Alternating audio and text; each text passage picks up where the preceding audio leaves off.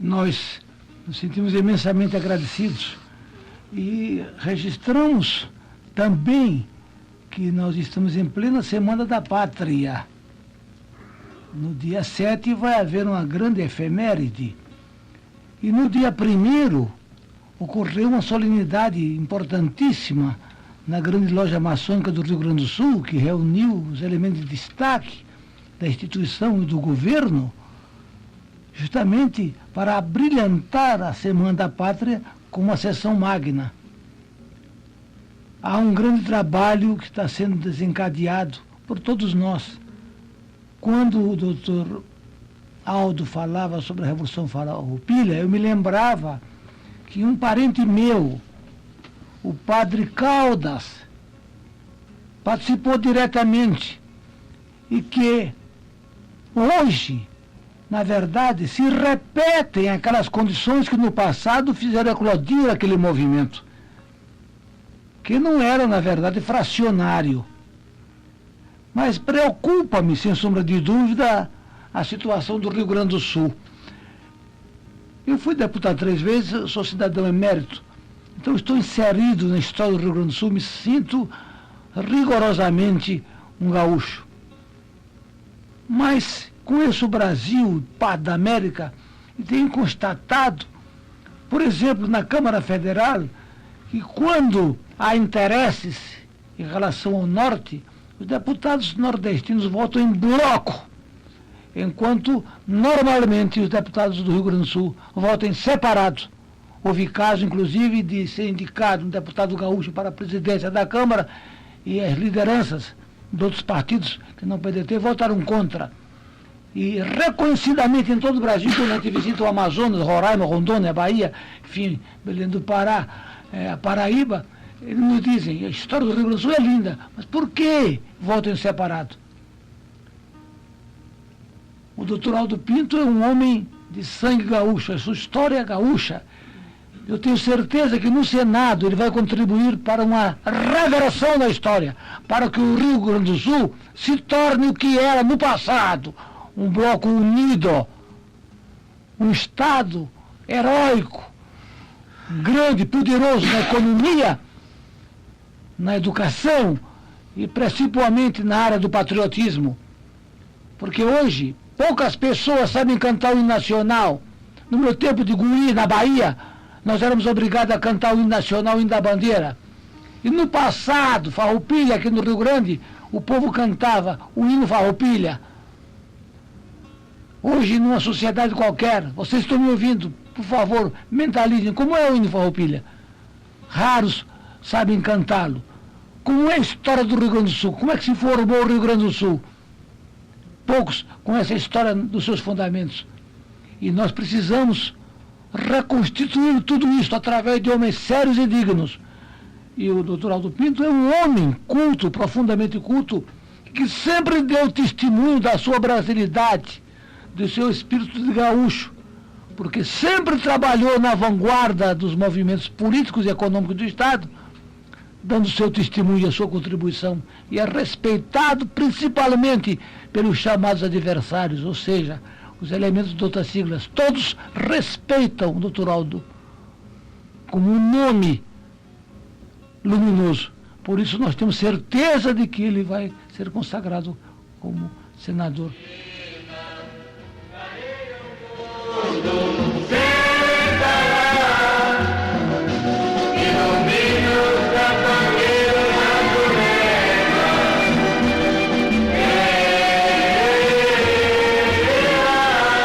Capangueiros da Jurema iluminaram o nosso caminho e hoje nós estamos desvendando a Umbanda através de uma nossa irmã, uma jovem médium, ainda bem moça, ela se chama Miriam Prestes, está me oferecendo, com muito respeito, o livro Desvendando a Umbanda, muito bem redigido, inclusive com desenhos maravilhosos, que eu acabei de saber são feitos pelo seu estro, porque também ela é uma pintora.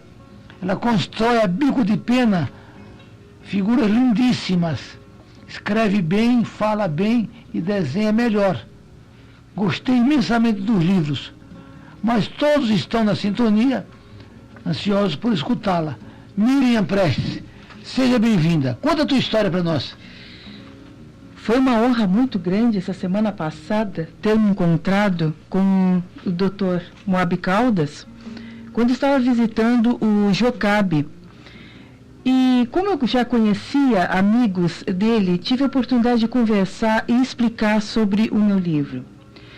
A minha história é bastante curiosa, porque eu nasci, vamos dizer assim, eu já era espírita dentro do ventre da minha mãe, porque meu pai era dirigente de sessão espírita, kardecista, diga-se de passagem, e muito pequena fui colocada na escola de médiuns, frequentei a juventude, fui participante.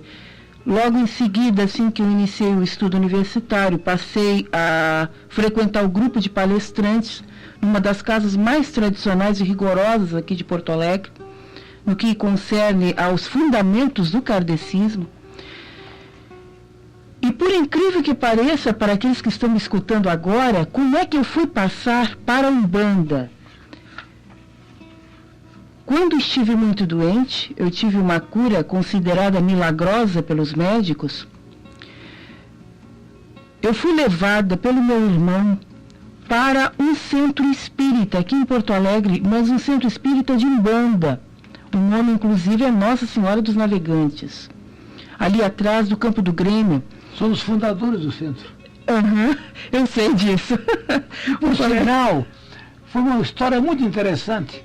O Girafa, que era secretário municipal, prometeu dar os tijolos e as telhas. E a saudosa, inesquecível mãe Áurea comprou com muito sacrifício o terreno, vendendo a sua casa no Menino Deus, auxiliado pelo saudoso Bibiano da Silva Flores, que foi fundador da União de Umbanda, e era casado com a Laide, uma grande médium de Oxóssi, filha da Áurea. Bem, ela comprou o terreno vendendo a sua casa, a sua propriedade do Menino Deus, e construiu. E todos nós ajudamos. Eu tinha sido recém-eleito deputado, e dei parte da minha verba. Alguns amigos colaboraram e construímos a casa, onde eu trabalhava de vez em quando, e por sinal, todo aniversário meu era comemorado lá. Até que depois, a casa tornou-se pequena, eu arrumava os clubes, porque na data de aniversário eram 2, 3 mil pessoas. Ultimamente não tenho feito um aniversário, não estou contando o tempo. Mas a verdade é que, depois da casa construída, lá, um certo dia, recebemos a visita de um cidadão que levou a documentação e provou que era dono do terreno do lado. E provou que nós tínhamos, ao construir o nosso centro, invadido 2 metros do terreno dele. E ele disse: eu não sou da Umbanda, mas não quero ser injusto, não quero me prejudicar. Eu quero vender essa parte que vocês invadiram e quero tanto pelo terreno. E pedi um preço bem alto. Acontece que ficamos preocupados com o montante dado, dialogamos e ele não baixava o preço. Então a irmã Áurea, que era uma pessoa simples, ficou com os olhos vidrados e nós sentimos a presença do preço velho dela.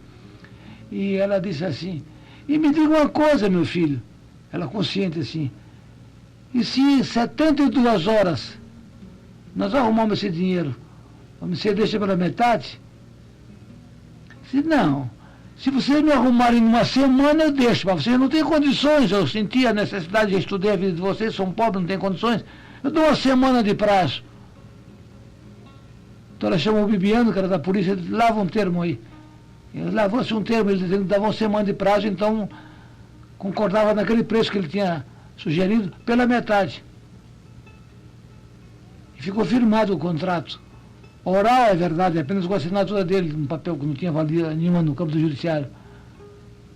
Ele foi embora, se despediu, dando risadinha de dúvida, e toda a corrente foi mobilizada. Toda a corrente. Todo mundo se entusiasmou. E a verdade é que o velho mais uma vez, se vitoriou. Porque antes de terminar a semana, todo mundo tinha emprestado dinheiro para casa e se comprou o terreno. Ele teve que engolir em seco e vendeu, construiu o terreno. O mesmo centro que recebeu a visita de um coronel de São Paulo, e me hospedava. E quando eu trouxe o coronel ao Rio Grande do Sul com a esposa, e levei até lá, e o velho estava ajoelhado, corporado, de pé no chão, naquele tempo com um palheiro na boca, tomando marafo, e botou o pezão em cima do pé do coronel. Disse: meu filho, general, seja bem-vindo. Aí eu, de meu pai, dá licença, esse filho é coronel, não é general. Eu estou dizendo que é general. Aí o coronel disse: meu pai, só dá licença, porque ele é da religião. Eu sou, na verdade, o Moab tem razão, eu sou coronel. Não é? A minha vaga está muito longe. Aí o preto velho, né, pitou o cigarro de palha, disse: não vou me ser um burro, né? Se eu estou dizendo que é general, meu filho. Aí nós dois dissemos: assim seja. Mas lá no fundo eu estava duvidando. Mas como eu sabia que a velha, incorporada com o preto velho, nunca falhara, fiquei com os olhos regalados. Bem, a sessão foi maravilhosa. Quando saímos dali, o general disse: mas você fez toda a propaganda, Moab, da velha. Como é que ela disse, a entidade que eu era general, que eu sou coronel, e meu número está muito distante para ser general? Eu disse: pois é, são problemas. Aí fomos jantar, e depois, no dia seguinte, ele bateu na minha casa de manhã cedo: Moab, vem cá, eu vou te mostrar uma coisa. Esta noite eu recebi um telegrama do Ministério da Guerra, eu fui promovido a general. São dessas coisas fantásticas, né? Não tive dúvida, peguei o carro com ele mesmo, fui lá na casa da velha, né, confirmar: olha, de fato o preto velho tinha razão, e fui pedir Maleme. São coisas assim. Me desculpa, Miriam, você falando na sociedade, eu me lembrei dessas coisas. Interrompi. Continue, por favor. Inclusive, eu já conheci essa história, inclusive pelos próprios trabalhadores da casa que me contaram da formação, como é que foi na época da Dona Áurea. Mas este livro que eu estou lançando agora, como eu estava explicando, eu tive uma cura praticamente milagrosa dentro da Umbanda. E minha história foi também muito curiosa. Eu estive no centro de Umbanda, não gostava, muito pelo contrário, não me sentia bem. E o preto velho me disse que dentro do prazo de 7 dias eu iria saber de várias coisas. E realmente aconteceu.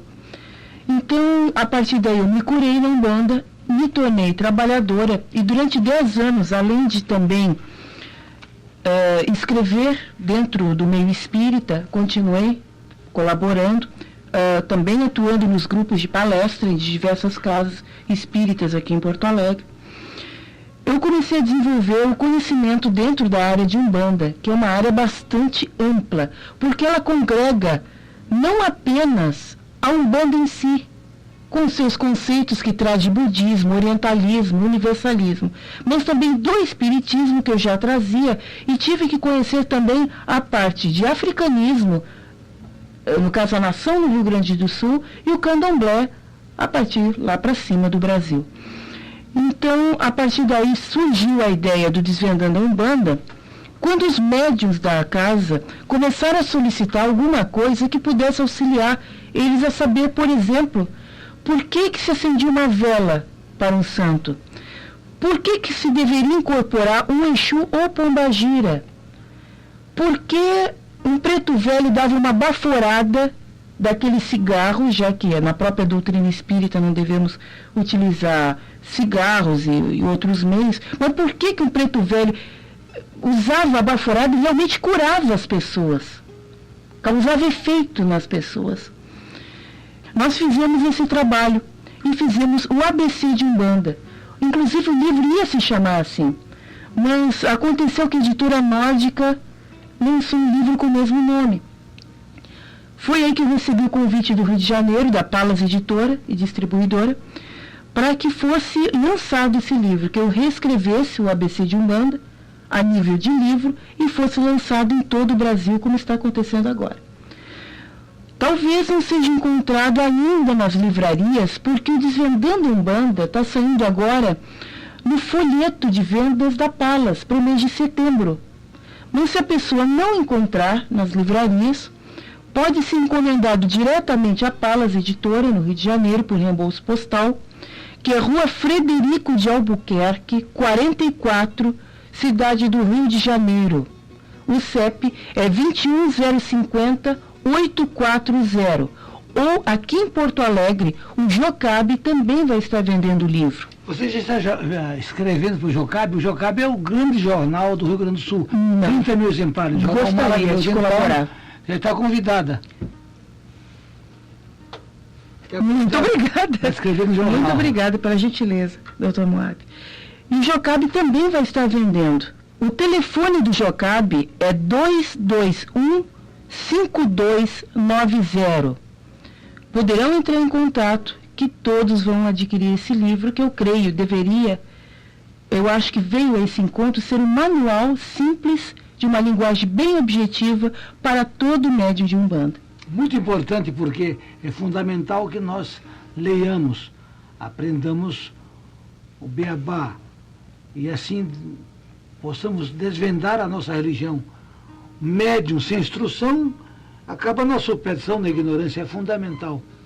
Por outro lado, o livro se transforma numa normativa, num indicativo, numa correção.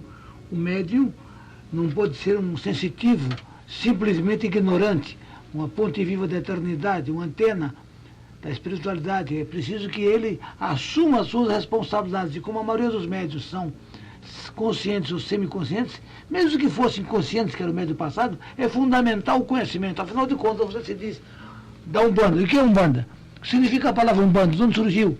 Quais são os mecanismos operacionais da Umbanda? Como é que ela trabalha com as energias? O campo das energias.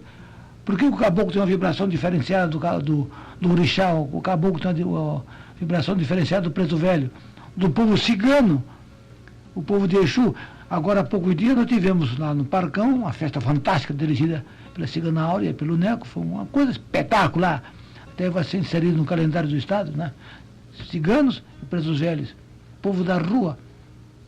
E gangues da Society, que moram lá naquelas imediações, foram assistir a concentração. Claro, prudentemente, colocamos a Brigada Militar de prontidão lá, carro discretamente, e eu mesmo, inclusive, levei comigo vários inspetores da polícia e da P2, a paisano, para prevenir qualquer alteração, porque as gangues daquela área da independência provocaram até morte dos próprios companheiros. E o que aconteceu? O chamado povo de rua, não é? Quando a cigana de pé no chão dançou e sacudiu lá o pandeiro, e a vibração da corimba, acabaram envolvidos pela corrente, dominados pela corrente, participando da grande festa, todo mundo batendo palmo, balanceando, tendo consulta. Foi uma coisa fantástica. Então, por que essas entidades trabalham naquela vibração de rua, de choque, de comando de energia? Isso faz parte do contexto da Umbanda, e nós precisamos estudar essas coisas. São lindas, porque a Umbanda é uma religião maravilhosa. Inclusive, esses conceitos que o Dr. Moab acabou de nos citar aí, estarão dentro do Desvendando a Umbanda de uma maneira um pouco simplificada. Aí, as pessoas que depois quiserem adquirir mais conhecimentos, têm uma ampla bibliografia que poderá ser consultada. Eu tive recentemente a notícia também, que me deu uma felicidade muito grande. Fomos convidados a escrever o volume 2 do Desvendando a Umbanda, que vai sair, creio, ano que vem, porque recém estou começando a escrever e montar o segundo volume. É muito bom que comece a todo vapor. Você é uma menina ainda bem nova, então com muita energia, muita força, que põe a força para fora através dos livros. Ok, então, Dr. Moab, eu agradeço muito a gentileza do Antes de agradecer, eu gostaria de perguntar o seguinte. Cário, né? Isso. Cário, me diz uma coisa. Olha, antes de mais nada, Dr. Moab, é um prazer estar com o senhor e com todo o nosso povo de Umbanda, Espiritismo, né? Eu sempre procurei apoiar, pesquisar, auxiliar de todas as formas, né? Dentro disso a gente conseguiu, observando também em todos os centros que a gente participou, inclusive na própria nação que a gente visita, porque a gente tem um gosto muito especial por toda a religião afro-brasileira, né, e se sente muito bem dentro da nossa religião. e se sentiu necessidades, né, assim, imediatas, né, de médios, inclusive antigos, que não tem um mínimo, assim, de alguns conhecimentos ou algumas erros graves. Um dos principais que eu acho é sobre o sincretismo da nossa religião. As pessoas identificam um santo católico como um santo de Umbanda ou de nação, porque tem médios que não imaginam uma Oxum negra, e sim imaginam aquela Oxum de altar de igreja. E é impressionante isso, pessoas trabalhadoras, pessoas antigas da nossa...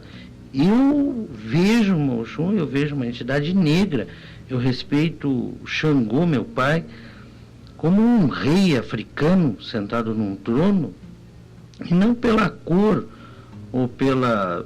porque eu acho que não existe um espírito cor ou não, mas isso são as raízes da nossa religião, né? É o princípio da nossa religião.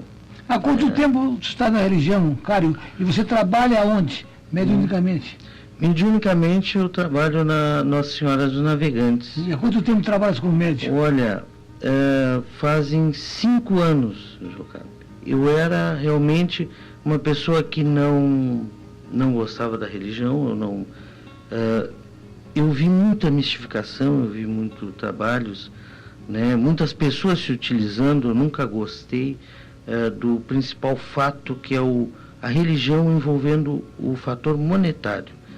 Eu acho que a gente procura a religião ou se doa a religião como médium pelo fator de crescimento espiritual, eu acho, para minimizar um pouco do karma que todos nós temos. Sim, quando você entra num centro de Umbanda, você tem que ser tratado como irmão. O nome da religião. Exato.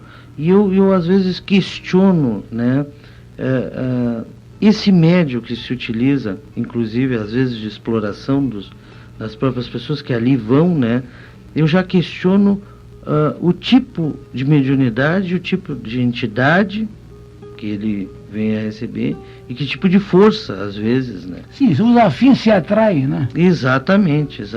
Esse é o que eu coloco. E coisas que a gente vem notando, né? Porque eu acho que é uma doação para podermos resgatar realmente os nossos karmas espirituais. Eu acho que a gente empresta e não a gente, o que eu noto muito, né?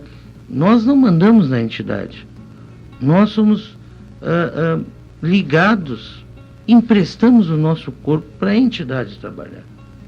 Não é o médium que diz A ou B a entidade, e sim a entidade. O médium tem que ter uma conduta, um respeito pelo aquele irmão que necessita, né? E ter um cuidado muito grande em tomar seu banho de descarga, quer dizer, ter uma alimentação correta nos dias de trabalho. Cuidar da sua vida pessoal, que é fundamental. Muito importante. E também o local Muito onde importante. Trabalha. Exatamente. O centro onde trabalha. Exato. Deve ser um centro afim com ele próprio. Claro que você pode trabalhar na prostituição, lá na tumba do cemitério, no meio dos presos, em lugares perigosos, realizando uma tarefa, uma missão para a qual foi designado. Mas você tem que ter a tua base sólida, que é um bom centro, uma boa corrente, para que você fique imunizado. Mas acima do banho de descarga, o seu procedimento particular. Porque muita gente diz assim, dentro do centro eu boto branco, trabalho, na rua ninguém tem nada com isso. Não é verdade. Se você, na rua, não expressar o que você aparenta dentro do centro, você é um mistificador. Você vai trabalhar como mistificador. Você tem que comprovar a reforma, a modificação interior na vida profana. Você é casado com a Miriam. Você tem que ser um bom marido, um homem que a respeite, como ela diz, respeita, que mantém um lar em paz, em dignidade, em seriedade. Não pode proceder. Por quê? Pelo compromisso espiritual. Se você tem, pelo Xangô, que domina a sua cabeça, o compromisso com o centro, você tem uma responsabilidade muito grande em relação, principalmente, ao tempo que corre. Porque hoje nós estamos vivendo um momento de grave perturbação, de sofrimento, de angústia, que é uma coisa pavorosa. o momento que estamos vivenciando. É um momento de perturbação bárbaro. Então, compete ao médium, né, estar preparado para socorrer essa gente que vem aí, não é? E que, no fundo, se agarra a você. Se agarra. Por exemplo, você tem um grande Xangô e você é um guri novo. Então, o que acontece? Tem muita mulher que se aproxima de você, desesperada, apavorada, e atendida pela tua entidade. Então ela quer te pagar, não tem como pagar, então tenta pagar de outra maneira. Como ela está profanizada, começa a lhe incensar, a lhe agradar, quer dizer, te envolver materialmente. E muita gente nossa tem caído por isso. Tem muito dirigente de centro e muito médio que não se corrompe pelo dinheiro, mas se corrompe pelo sexo, pelo envolvimento. Então a precaução que o dirigente tem que ter e o médium em relação à massa, porque você quando trabalha, você não escolhe as pessoas a quem vai atender, e vem gente de tudo que é tipo. E você tem que estar intimamente preparado para isso. Exato, Moab. Nós acreditamos principalmente que o médium, ele tem que ter a vigilância sempre. Ele tem que ser um vigilante, inclusive com a sua incorporação, com a sua vida pessoal e com as suas entidades. Questioná-las e sempre procurar trabalhar de uma maneira correta e dentro de um centro que a gente também observe que não ocorra o fator financeiro, né? E procurar ser como já falei, né, o mais correto possível, porque perfeito só o Pai Maior, né? Agora nós procuramos sempre aprender, é o que nós fazemos, é o que nós tentamos com o livro Desvendando a Umbanda, auxiliar os nossos irmãos de uma maneira simples, objetiva, dentro daquilo, como citei anteriormente, de uma maneira que nós realmente vimos que havia uma necessidade, né? Inclusive, Moab, na primeira página foi como iniciou esse livro. A Miriam fez a apresentação do livro, que eu gostaria que tu lesse aos nossos amigos. Está assim escrito. Ela disse, a Miriam, certa vez sonhei com um homem, um baiano de simpatia cativante, que me levou a um trono perdido em nuvens. Homem magnífico, vestido de vermelho, majestoso como um rei. Disse, ajudarei, apesar dela não ser um dos nossos. Eu nada sabia da Umbanda, tudo ignorava. E por isso, dedico esse trabalho a Xangô. Caô cabecia ele, senhor rei. Realmente, nessas poucas palavras, né, eu acho que ela diz tudo, né? Caô cabecilha, meu pai. Caô cabecilha. Seu Ariri, seu Ariri,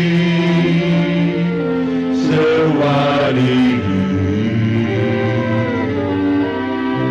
Aonde o roxinol cantava, Na pedra em que Xangô morava. seu Ariri, Seu Ariri, seu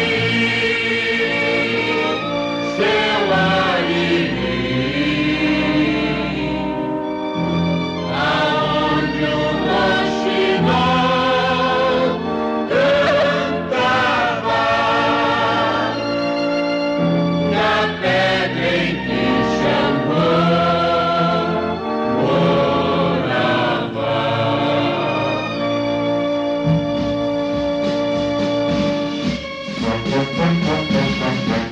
por detrás daquela serra tem uma linda cachoeira. Por detrás daquela serra tem uma linda cachoeira, mas ele é Xangô e a Totô, que arrebentou 7 pedreiras. mas ele é Xangô e Agotô, que arrebentou 7 pedreiras. Por detrás daquela serra tem uma linda cachoeira. Por detrás daquela serra tem uma linda cachoeira, mas ele é Xangô e Agotô. Um abração para o Ricardo Olocum, meu afilhado, está na sintonia. E enquanto rodava o ponto de Xangô, nós estamos comentando aqui a respeito do Ricardo, dizendo que é um babalô de muito fundamento, muita lei. E por sinal, Miriam, o Ricardo, ele é um grande artista plástico e também desenhista. Tem obras expostas em vários lugares do Brasil, vários países. É um grande artista, é um homem notável. É um conhecimento que vai ser muito útil. Pessoa de um coração enorme. Se vocês puderem, compareçam na festa dele. Eu agradeço a Ricardo do Olocum. E realmente, né, comungamos com as mesmas ideias sobre o sincretismo que a gente encontra muito perdido entre os nossos próprios irmãos, dentro das nossas casas religiosas, que é um pouco de informação, né? E eu acredito que como já disse anteriormente, o Desvendando Umbanda vem para sanar essas necessidades, né, e tirar dúvidas. Eu passo a palavra à minha esposa. Atravessando um abraço para o príncipe do nosso jornal dos Cultos Afros, para o Paulão, para a Dilce, com a palavra a irmã Miriam, a escritora Miriam. Que seja feliz nesse teu trabalho, Miriam, que os orixás te abençoe. Eu agradeço realmente, novamente, muito a oportunidade de estar aqui, ter sido convidada e ter podido divulgar esse livro. Nós dois, ambos, temos absoluta certeza que todo médium de Umbanda, e mesmo até aqueles de nação, poderão ter alguns conceitos básicos sobre determinados materiais que eles trabalham, inclusive uma oferenda, por que é colocada em determinados lugares, o que é uma oferenda, no que ela se baseia. Enfim, aqueles fundamentos tão simples que às vezes o médium, por uma questão de tempo, por uma questão, realmente a bibliografia na Umbanda ela é muito dispersa, é muito difícil reunir material suficiente para formar um livro bem objetivo e ao mesmo tempo amplo, tendo essa pretensão,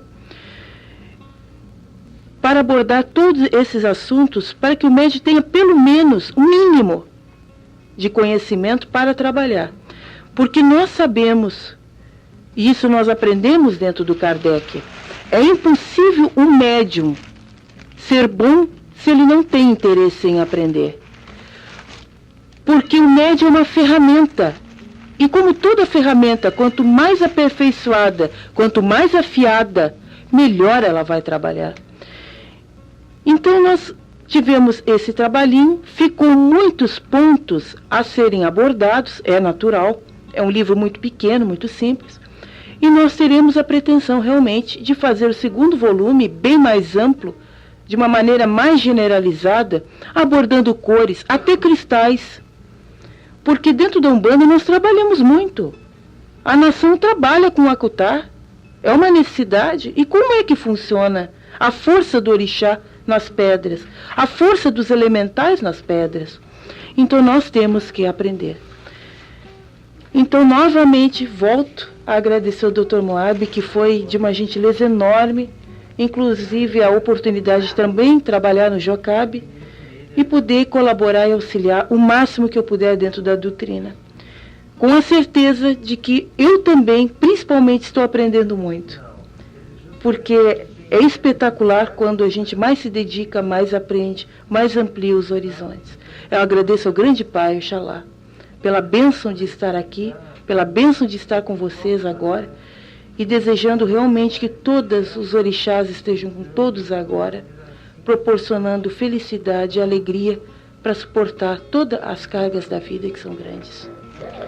Pois eu gostaria de transmitir um abraço para o príncipe Neville, para o capitão Omenir, velho capitão Omenir, do centro de Iemanjá, na Plínio Brasil Milano, na sintonia.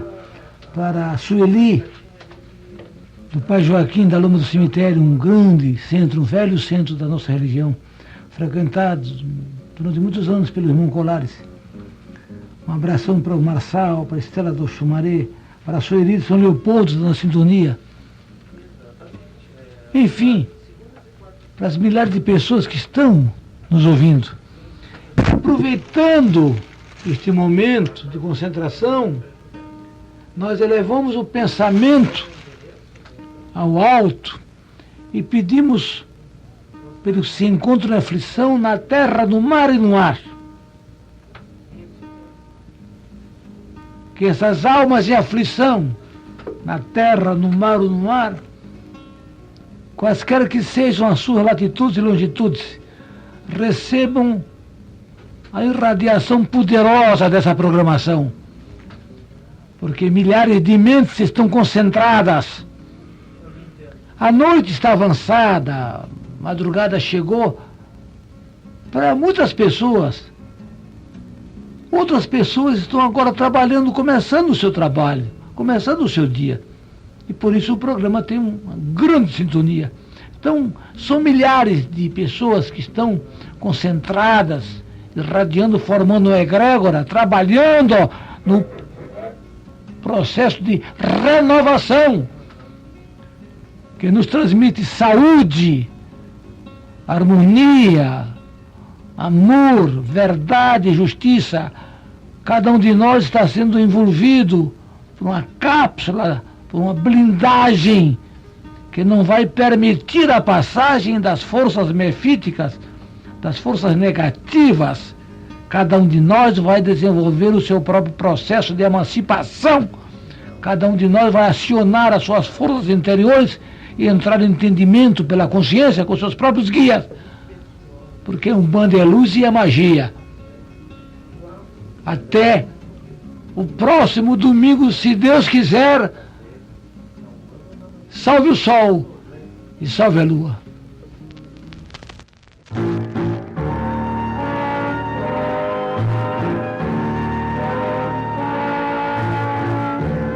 Salve Oxalá divino.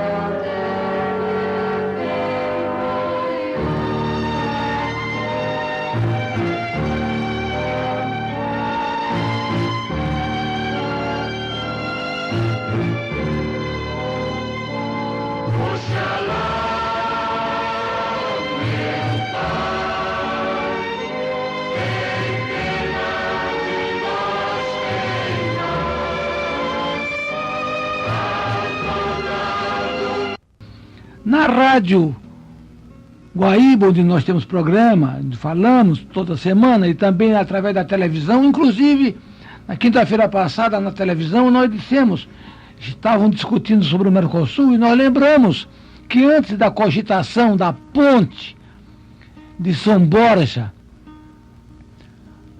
nós atravessamos milhares de vezes para a Argentina, para o Uruguai, enfim, para vários países, nós isoladamente, e também em companhia de vários companheiros. O general Wilson Ávila, por exemplo, foi pioneiro nesse particular. O Ailton do Aljum, Vinícius do Oxalá, outros companheiros notáveis, e fizemos o contrabando da religião. Naqueles tempos, há mais de 30 anos atrás, quase 40 anos atrás, o exército e a polícia da Argentina e do Uruguai fuzilavam os médios, principalmente na ditadura, aqueles médios que fossem flagrados trabalhando. E muita gente nossa morreu, desapareceu, sumiu. Eram arrebanhados, amarrados, levados pelo meio da rua, fuzilados em plena praça, no meio das avenidas, e vinha um corpo de bombeiros lá, jogava água para tirar o sangue do chão, e os corpos eram jogados em valas comuns. Isto ocorreu várias vezes, até que com o decorrer do tempo, começou a haver uma abertura democrática, isso terminou. Mas naquele período nós visitávamos a Argentina clandestinamente, fazíamos sessões às escondidas, porque a Umbanda nunca temeu nada. E essa história da Umbanda trabalhar a nação dentro de casa, já é um grande avanço, porque o nosso trabalho primitivamente foi no mato mesmo, foi na beira do rio, na beira do mar, não é? Enfrentando a adversidade. E eu lembro com tristeza que a religião oficial da Argentina e do Uruguai era a religião católica. Era absolutista e dava cobertura para essas coisas. Permitia esses absurdos. Mas o tempo passou, a religião cresceu e hoje nós temos na Argentina, em Buenos Aires, mais de 3.000 centros de Umbanda e nação. Alguns super luxuosos, tantos que os simpósios, os encontros de Umbanda e nação em Buenos Aires ocorrem nos hotéis de 5 estrelas. Mesma coisa acontecendo no Uruguai. Então eu lembrei, ao se falar em Mercosul, que houve um Mercofé, um contrabando religioso, e hoje milhões de pessoas daquela área estão ligadas aos caboclos, aos presos velhos, aos orixás, por consequência de um trabalho que nós desenvolvemos com uma grande equipe, cujos nomes não vamos enumerar aqui, um trabalho muito sério. Porque as multidões, quando estão desesperadas, estão em aflição, claro, elas se voltam para a espiritualidade. E aquilo que não encontram no governo, socorro direto para as suas necessidades, ela vai encontrar subjetivamente no apoio da religião,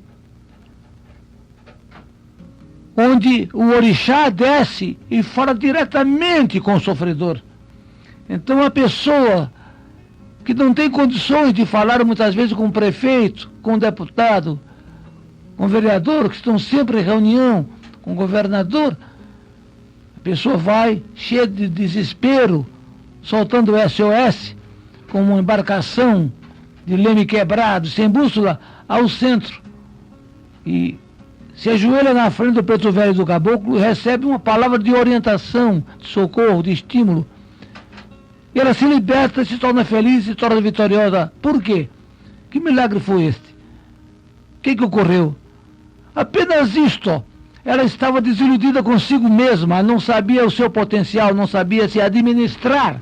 É isto. Não sabia se administrar, estava perdida. Mas a partir do instante em que ela se convenceu que estava falando com a entidade de luz, e a entidade de luz disse: você pode ser vitoriosa, se você vai ser triunfante, minha filha. Ela se estimulou, ela mesma acionou a poderosa carga de energia que tem dentro de si e avançou. E chegou ao Porto Seguro. Ela que era uma simples balsa, como está ocorrendo agora em Cuba, né? Com cordas amarrando um pedaço de pau, ela se transformou num quebra-gelo e se vitoriou. Porque todos nós temos por destinação a vitória. Mas é imperioso que nós quebremos, anulemos os traumas que trazemos conosco. Uma palavra de amor ilumina a pessoa. Uma palavra de ódio obscurece uma alma enfraquecida. Muita gente fracassa na vida, não triunfa, anda humilhada, oprimida, desesperada, porque ela se condicionou pelo que ouviu dos seus adversários, quando a missão da criatura é viver a sua própria vida, recolhendo apenas o que prestar, o resto bota fora. Não interessa o que digo de mim, por exemplo, de bom ou de ruim, eu devo seguir a luz da minha consciência. Se falarem de bem, que ótimo. Se falarem de mal, e aí? E daí? Tem nada com isso? Eu devo ouvir a minha própria consciência. Então, no mundo espiritual, a pessoa é socorrida diretamente, e é por isso que milhões de pessoas estão se acercando dos nossos centros. São no estado mais de 70 mil. Claro que, como se trata de uma instituição com milhares e milhares de centros, mobilizando diariamente mais de 2 milhões de adeptos, há muito mercantilismo, muita exploração, muita mitificação, mas isso é um problema de cultura inserido na sociologia. Se essa multidão tivesse bastante instrução, o seu nível de consciência fosse maior, também o Brasil seria um outro país, não seria um país de mendigos desesperados. Porque também eu devo dizer que a exploração que a gente encontra em muitos centros, e a mistificação que a gente encontra em muitos centros, não começa no centro. Começa lá em Brasília, com os grandões, que deram um baita exemplo de corrupção e estão aí gozando livremente os milhões que roubaram. Nós mobilizamos a massa, a multidão, e procuramos dar a essa multidão um destino melhor e mais esclarecido. A religião é, portanto, o sol do meio-dia.